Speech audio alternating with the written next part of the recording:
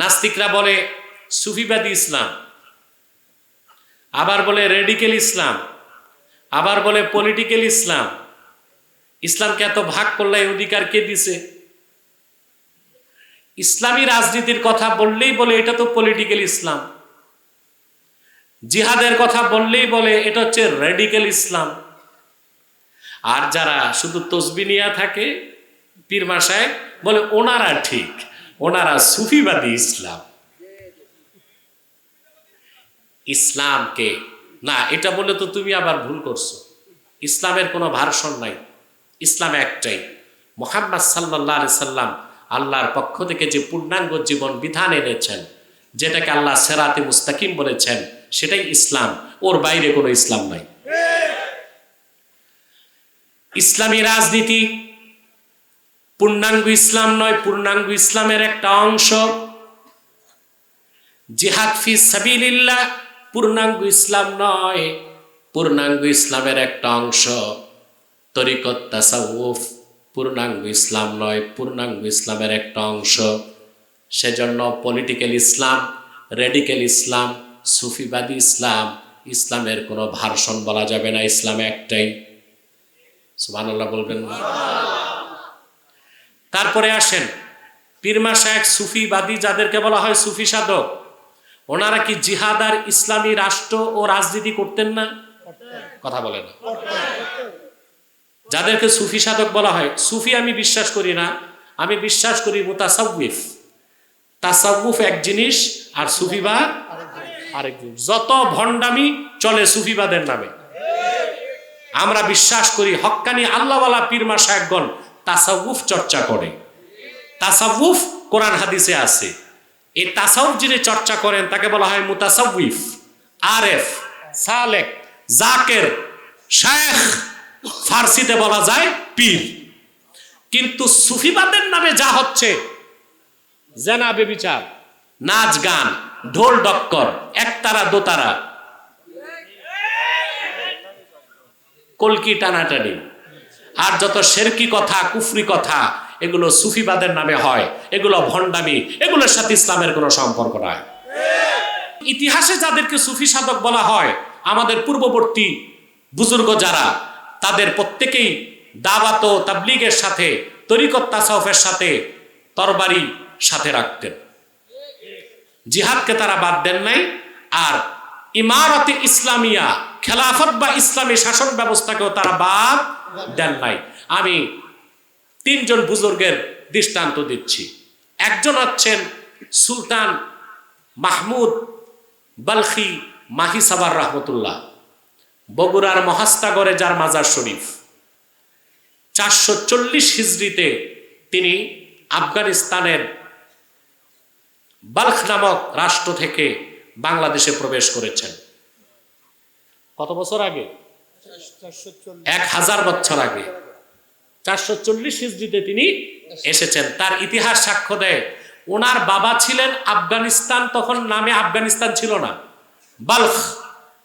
ওই বালখ নামক অঞ্চলের স্বাধীন সম্রাট ছিল তার বাপ। বাবার বাদশাহী পেলেন তিনি, বাদশাহীকে ত্যাগ করে তিনি দ্বীনের দাওয়াতে বের হলেন। আফগানিস্তানের বালখ থেকে তিনি আসলেন বাংলাদেশের সন্দ্বীপে। সন্দ্বীপ থেকে তিনি নৌকা যোগে গেলেন বগুড়ার মহাস্তাগরে। আপনারা যারা বাংলাদেশ ইতিহাস পড়েছেন জানেন, কষ্ট হচ্ছে আপনাদের? কথা শুনতেছেন? মনোযোগ আছে? ঘুমাচ্ছেন না তো? কে কে ঘুমান একটা হাত উঠান।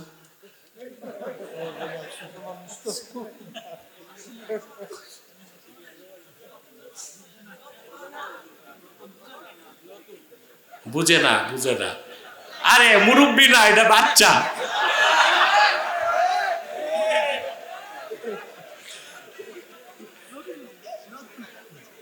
এই লোকগুলো কি ঘুম থেকে উঠে আসতেছে নাকি? এগুলো ঘুমায়, অর্ধেক ঘুমায় তারপর আসছে। সম্মানিত সুধী, সুলতান মাহমুদ বালখি মাহিসার রহমতুল্লাহ সন্দ্বীপ থেকে গেলেন বগুড়ায়। কোথায়? বগুড়া। আপনারা জানেন প্রাচীন বাংলার রাজধানী ছিল বগুড়া, মহাস্তাগর। দিনাজপুর এই অঞ্চলটা ছিল প্রাচীন বাংলার রাজধানী, এগুলো জানেন তো। সুলতান বালখি যখন বগুড়াতে পৌঁছলেন, হিন্দু রাজা পরশুরাম ওখানে রাজত্ব করত। সুলতান বালখি রহমতুল্লাহর দাওয়াত শুনে রাজা পরশুরামের স্ত্রী আর মন্ত্রী মুসলমান হয়ে গেছে। আমি ইতিহাস বলছি 1000 বছর আগে। এখন পরশুরাম চিন্তায় পড়ে গেছে যে বড় বেকায়দা, ধর্মও গেছে, রাষ্ট্র যাচ্ছে। সে তখন যুদ্ধের এলান করলো, যুদ্ধের প্রস্তুতি নিল। সুলতান মাহমুদ বালখি তিনিও তসবি গলায় রেখে হাতে তরবারি নিলেন। যুদ্ধ হলো, যুদ্ধে পরশুরাম নিহত হলো। 1000 বছর আগে দাওয়াতের সাথে সুলতান বালখিকে জিহাদের পথ বেছে নিতে হয়েছে। বগুড়ার মাটিতে প্রথম কালেমার ঝান্ডা তিনি উড্ডীন করে দিয়েছেন। জিহাদ করেন নাই তো? যারা আমাদেরকে বলে সুফিবাদী ইসলাম মানে জিহাদকে বাদ দিতে চায়, তারা আমাদেরকে ভুল ইতিহাস শোনায়। আমাদের দেশে কিছু দালাল বক্তাও ছিল, এই কথাগুলো বেশি বলতো সেকুলারদেরকে খুশি করতে, ঠিক না? এই বক্তাগুলো এখন কোথায় পালাইছে, দূরবীন দিয়েও খুঁজে পাওয়া যাচ্ছে না। অনেকে চাকরি বাকরি হারাইছে, চাকরি বাকরি হারাইছে। আহা, কিরকম ফাসেক! একটা যার হাতে খুন, শিরক কুফরে ভরপুর হৃদয়, এরকম একটা মানুষকে সার্টিফিকেট দিয়ে আপনি জান্নাতি।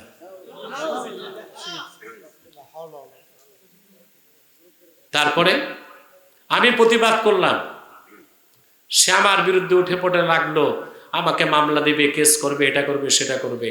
আমি তো বহাল তবিয়তেই আছি, তুমি আছো কই? চান্দু, তোমার মাও পালাইছে, তুমিও পালাইছো। এইসব কমার্শিয়াল বক্তাগুলো, ধান্দাবাজ বক্তাগুলো, স্টেজে যে রাজনীতিবিদ থাকে সেকুলার, ওদেরকে খুশি করতে বলে ইসলাম, সুফি দরবেশদের মাধ্যমে ইসলাম প্রতিষ্ঠিত হয়েছে, আমরা সুফিবাদে বিশ্বাসী। কিন্তু আল্লাহওয়ালা প্রত্যেক হক্কানি সুফি দরবেশ, তাদের হাতে থাকতো গলায় থাকতো তাসবি, সিনায় থাকতো কোরআন, হাতে থাকতো তরবারি।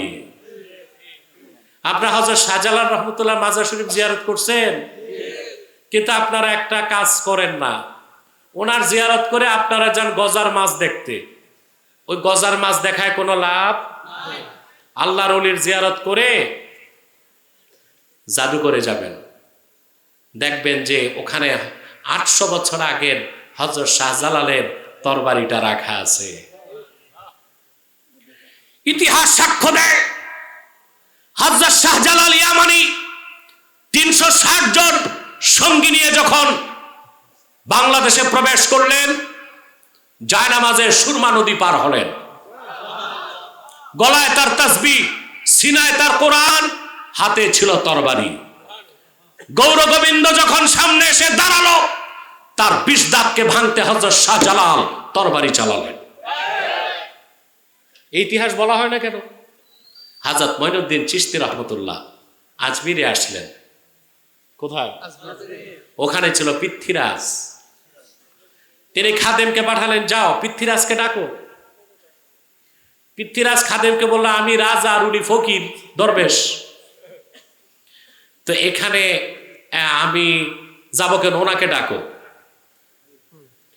হযরত মঈনুদ্দিন চিশতি খাদেমকে বলল, ঠিক আছে, ও তো এমনি আসবে না, আমি আনতেছি। ওনার পায়ের সামনে 2টা খরম পাঠায় দিয়েছেন। এই খরম যে 2 গালে শুরু করছে পিটা। এখন পৃথ্বীরাজের লোকজন বলল, স্যার, এ তো ওই যে আল্লাহ দরবেশ, এই খরম তো তার পায়ে দেখছি, জলদি যান। দৌড়ায় গেছে হযরত মঈনুদ্দিন চিশতির কাছে। সে কালেমার দাওয়াত গ্রহণ করে নাই। মঈনুদ্দিন চিশতি রহমতুল্লাহি আলাইহি সুলতান মাহমুদ গজনবীকে চিঠি লিখলেন, পৃথ্বীরাজের 20 দাঁতকে উপড়ে দিতে তোমাকে আসতে হবে। মঈনুদ্দিন চিশতির নির্দেশেই সুলতান মাহমুদ গজনবী জিহাদ করেছেন। অতএব সুফিবাদের নামে জিহাদ আর সিয়াসাতুল ইসলামিয়া, ইসলামী রাষ্ট্র ব্যবস্থার কনসেপ্ট থেকে জনগণকে যারা সরায়, তারা ইতিহাসও জানে না, ইসলাম সম্পর্কে তাদের কোনো ধারণা নাই। ইসলাম একটাই, ইসলামের কোনো ভার্সন নাই। রেডিক্যাল ইসলাম বলা যাবে না, পলিটিক্যাল ইসলাম বলা যাবে না, সুফিবাদ ইসলাম বলা যাবে না। ইসলাম একটাই, সিরাতিল আজিজিল হামিদ।